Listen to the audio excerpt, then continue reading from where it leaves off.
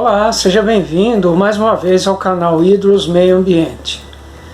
Hoje nós analisaremos um assunto importante, tema da atualidade, que é a poluição ambiental. Você sabe quais são os principais processos poluidores das águas, dos recursos hídricos?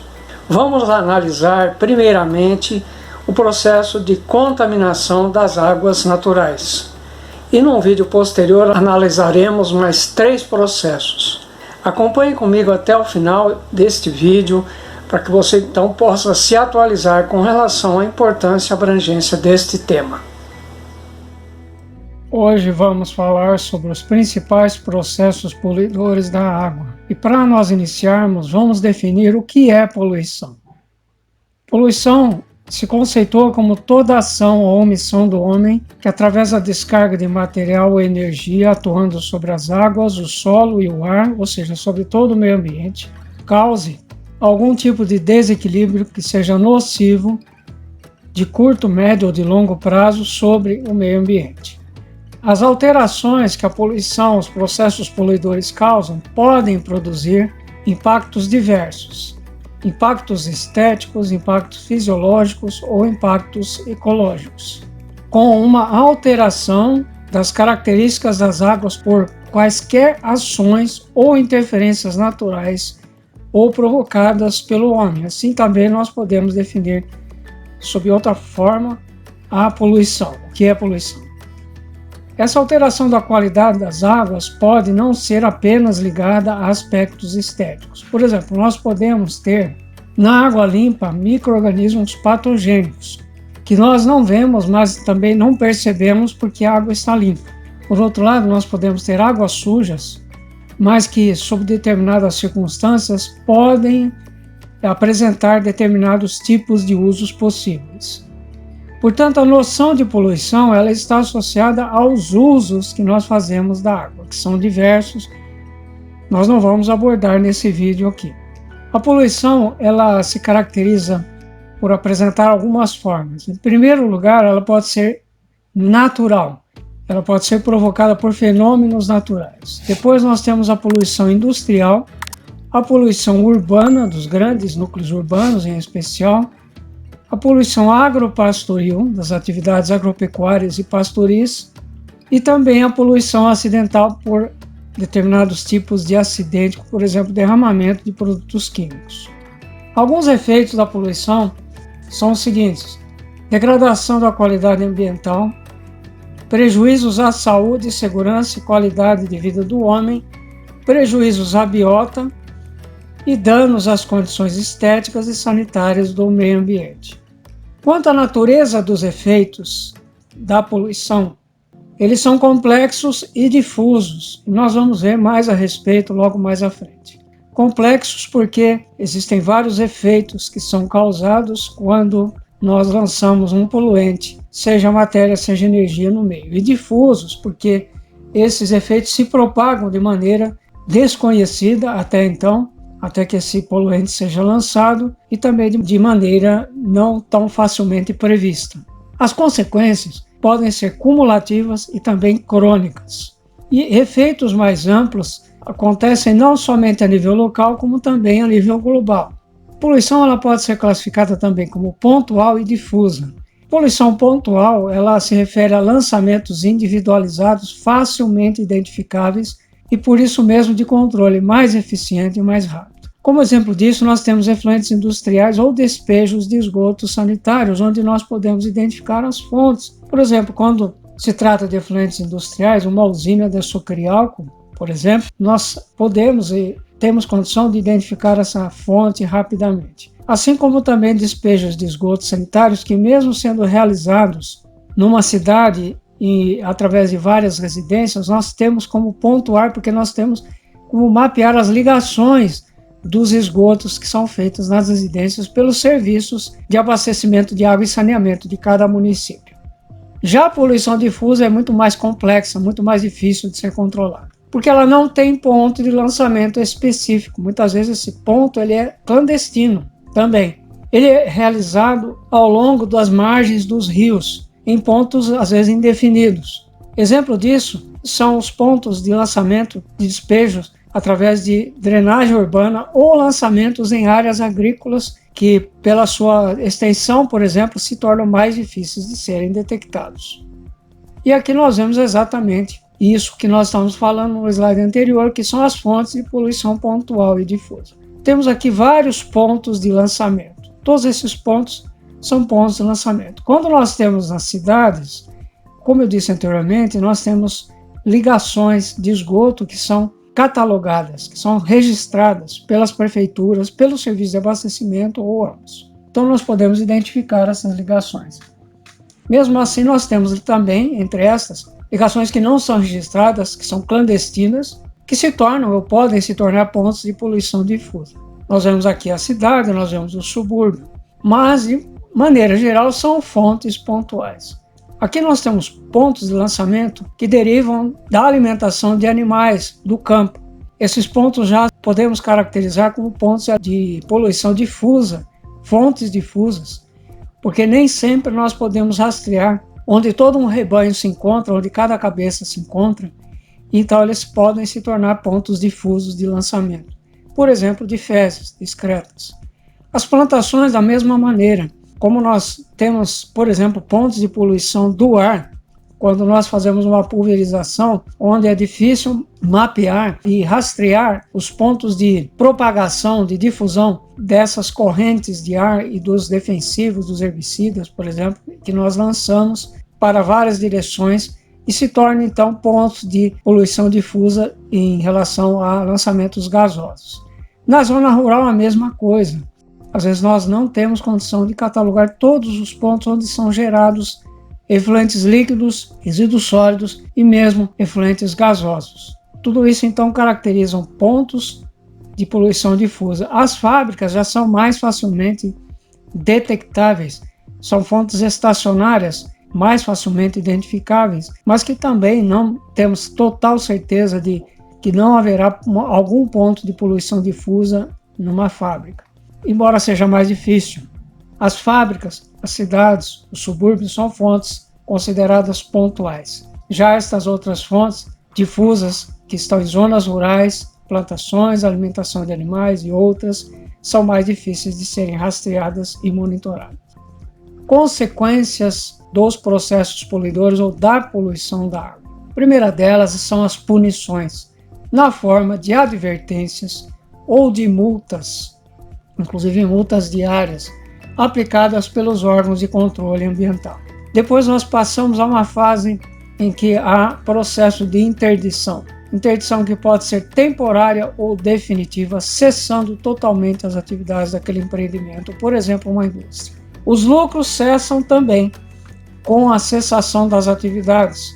E, por fim, danos à imagem empresarial quando essas consequências da poluição são divulgadas ao grande público, são divulgadas para a sociedade. Portanto, ninguém deseja, nenhum empreendedor, nenhum industrial, nenhum empresário deseja sofrer estas consequências, sejam elas quais forem. E aqui nós começamos a falar agora dos processos poluidores da água em si mesmos. Nós temos 4 processos principais. O primeiro deles é a contaminação, sobre o qual nós vamos falar hoje.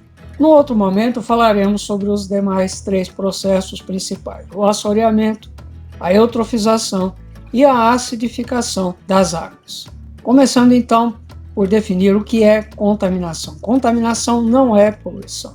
Contaminação implica na introdução de substâncias nocivas à saúde e a espécies da vida aquática, como por exemplo metais e organismos patogênicos, mas não implica necessariamente em desequilíbrio ecológico, portanto é diferente da poluição que provoca desequilíbrio ecológico normalmente, geralmente.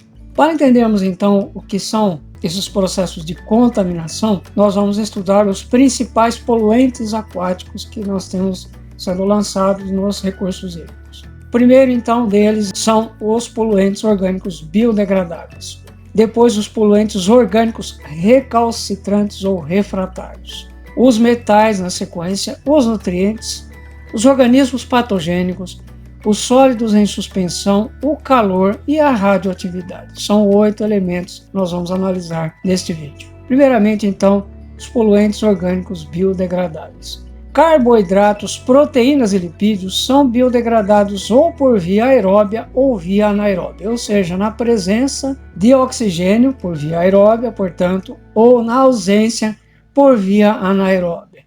Se o consumo de oxigênio for mais intenso que a capacidade do meio para repor esse oxigênio, haverá então um processo de esgotamento, com a consequente inviabilização da existência de vida para peixes, que são organismos superiores, e outros organismos que dependem do oxigênio para a sua respiração. Por outro lado, se não houver oxigênio dissolvido no meio, ocorrerá uma decomposição anaeróbia, com a formação de gases como, por exemplo, o metano, CH4 e o gás sulfídrico H2S, que é aquele gás que tem cheiro de ovo podre. A presença de matéria orgânica biodegradável no meio aquático pode causar a destruição da fauna ictiológica. O que é fauna ictiológica? São os peixes e também de outras espécies aeróbias, devido ao consumo do oxigênio dissolvido pelos organismos decompositores. Ou seja, acontece então um processo de competição entre organismos superiores e organismos decompositores. Neste processo, obviamente, os organismos superiores que precisam de um aporte muito maior de oxigênio vão perder essa corrida. O impacto, então, introduzido pelo despejo de esgotos domésticos em corpos d'água ocorre principalmente pela diminuição da concentração de OD, de oxigênio dissolvido disponível na água, e não devido à presença de substâncias tóxicas nesses despejos, como é o caso dos poluentes recalcitrantes, que são mais dificilmente degradados. Exatamente a respeito deles que nós vamos falar agora, os poluentes orgânicos, recalcitrantes ou refratários. Não são biodegradáveis esses tipos de poluentes, ou têm uma taxa de biodegradação muito lenta, muito mais lenta do que os poluentes orgânicos biodegradáveis. Ao contrário daqueles, eles são criados por processos tecnológicos, normalmente não tendo organismos capazes de digeri-los. Seu impacto é associado à toxicidade e não ao consumo de OD, como no caso dos poluentes orgânicos biodegradáveis. E eles ainda sofrem bioacumulação, ou seja, acumulação nos seres vivos, retornando inclusive ao homem via cadeia alimentar, como já vimos em outros vídeos. Entre eles, nós vamos falar a respeito de alguns deles. Temos os defensivos agrícolas, cujas quantidades consideravelmente atingem rios, lagos, aquíferos diversos e oceanos através de correntes aéreas, através de despejos líquidos, através da limpeza de acessórios utilizados na sua aplicação e também de recipientes também assim usados nas suas aplicações, além do carregamento de material aplicado nos solos diretamente e que são carreados pela ação erosiva provocada pelas chuvas.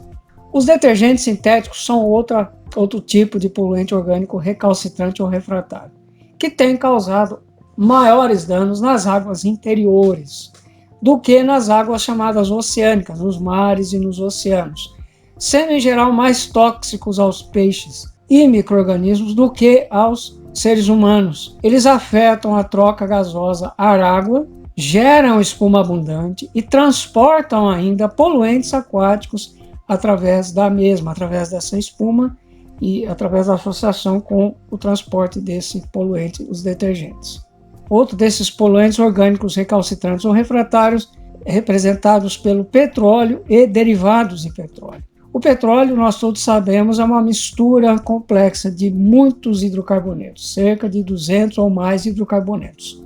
Portanto, ele é uma mistura de diversas substâncias com diferentes taxas de biodegradabilidade.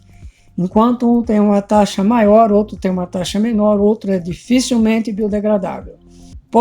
Esse petróleo, o petróleo e os seus derivados podem atingir acidentalmente os corpos d'água nas fases de extração dos mesmos, nas fases de transporte e aproveitamento industrial e também do seu consumo. Afetam então a troca gasosa ar-água.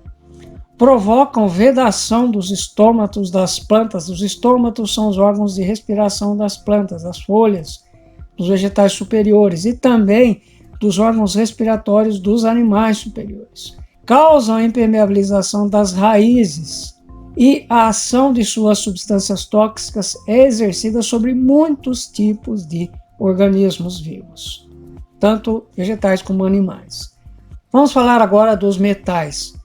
Os metais podem ser solúveis em água, muitos deles são solúveis em água e causam danos à saúde de acordo com a quantidade ingerida e também de acordo com a sua solubilidade. Devido ao quê? Devido ao fato de eles serem tóxicos, eles apresentam também potencial carcinogênico, mutagênico ou teratogênico. Esclarecendo aqui a questão entre teratogenia e mutagenicidade. Qualquer fator químico, físico, biológico ou estado de deficiência que é capaz de interferir no desenvolvimento de embriões ou fetos e causando então alterações na estrutura ou na função de órgãos e de sistemas desses seres humanos é chamado de um agente teratogênico. Agente teratogênico não deve ser confundido com agente mutagênico. Já o agente mutagênico é todo tipo de agente que, quando exposto às células humanas, especialmente, apresenta a capacidade de gerar mutação, ou seja, um dano no material genético, no DNA, que não sofre reparação no processo de replicação celular, é um efeito, então, de um agente mutagênico, que é passado, então, para os descendentes deste ser afetado. Como exemplo de metais tóxicos, nós temos o arsênio, o bário, que é um metal pesado, o cádmio da mesma forma, o cromo também, outro metal pesado, assim como o chumbo e também o mercúrio. Nós já vimos a respeito do mercúrio e a respeito de alguns outros elementos quando estudamos em outros vídeos sobre os ciclos biogeoquímicos desses elementos.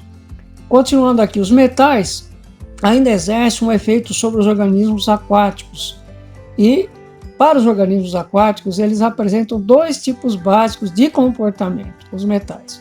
Primeiramente, uma sensibilidade à ação tóxica de um determinado metal.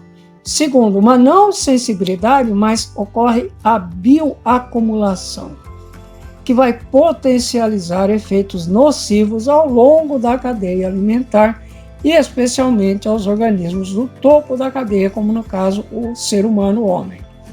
Exemplo disso bem conhecido é o episódio de contaminação ocorrido em 1957, um pouco antes, um pouco depois, na Baía de Minamata, no Japão, com a contaminação pelo metilmercúrio, que é a forma mais tóxica do mercúrio no meio ambiente, assim como também o de metilmercúrio, porém de menor poder de toxidez.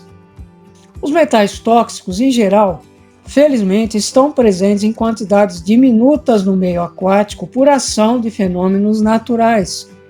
Porém, eles podem ser despejados já em quantidades bem mais significativas por atividades industriais, atividades agrícolas e principalmente através de processos de mineração, como no caso do mercúrio, quando se usa o mercúrio para a separação do ouro nos garimpos. E em certas situações, esses metais presentes no fundo dos corpos d'água, incorporados no lodo que fica presente no fundo, que sedimenta no fundo dos corpos d'água, podem ser recolocados em circulação ou ressuspendidos por meio de reações químicas, como no caso de águas ácidas com baixo teor de oxigênio dissolvido, onde então algum tipo de metal pode ser ressuspendido e recolocado na coluna líquida e em circulação no meio líquido e contaminando assim os organismos vivos que estão ali presentes naqueles ecossistemas.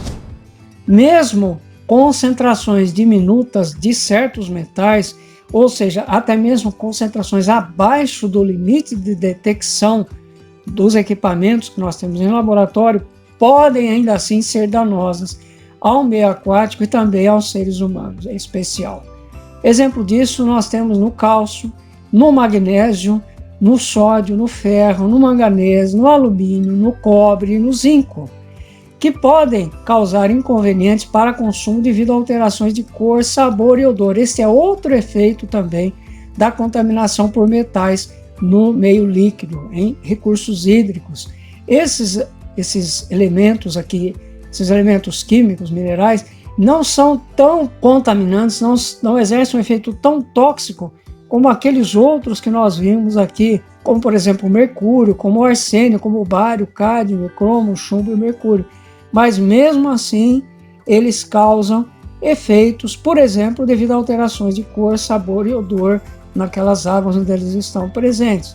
E também exercem efeitos quando em altas concentrações ou concentrações mais elevadas sobre a saúde humana, sobre a saúde ambiental e sobre os organismos vivos em geral. Vamos falar agora a respeito dos nutrientes, ainda dentro dos poluentes orgânicos recalcitrantes ou refratários.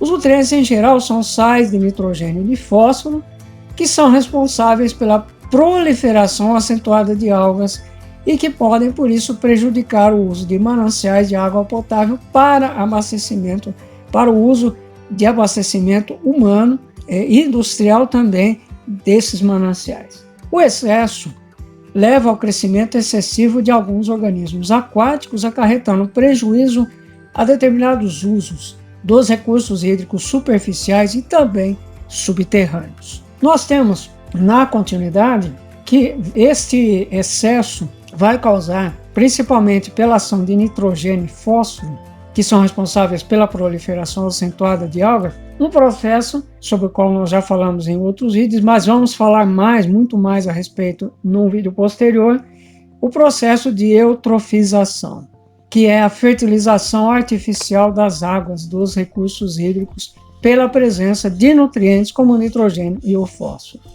Os nutrientes, então, atingem os corpos d'água pela erosão dos solos, quando eles são lixiviados, quando eles são lavados dos solos, e aí ocorre a fertilização artificial dos campos agrícolas, a partir da fertilização artificial dos campos agrícolas, quando se aplica esses nutrientes para enriquecimento do solo. E também acontece esse fenômeno pela própria decomposição natural da matéria orgânica biodegradável já presente no solo ou também na água, ou em ambos. O número de pessoas afetadas agora pelos organismos patogênicos, que são outros classificados como outro tipo de poluente orgânico recalcitrante ou refratário, o número de pessoas afetadas pelo grande número de doenças de veiculação hídrica causadas pelos organismos patogênicos, ainda hoje, 2021, é muito grande. Isso em especial em regiões menos desenvolvidas devido à falta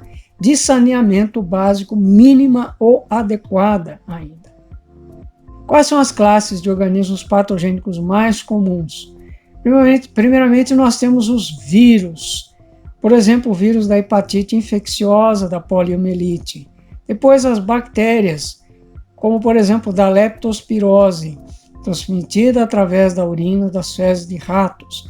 A febre tifoide, a febre paratifoide, o cólera e outros. Os protozoários, por exemplo, que causam a amebíase e a giardíase, são outro tipo de organismo patogênico. E temos ainda os eumintos, que causam a esquistossomose e a ascaridíase. Estamos mencionando apenas alguns aqui. O que fazem agora os sólidos em suspensão? Eles aumentam a turbidez da água, diminuindo a sua transparência, causando também um efeito organoléptico desfavorável. Reduzem assim, com essa diminuição da turbidez da água e diminuindo a sua transparência, diminui a capacidade de penetração da luz, reduzindo as taxas de fotossíntese por ação da luz solar. Prejudicam ainda a procura de alimentos por algumas espécies, levando a desequilíbrios na cadeia alimentar como um todo.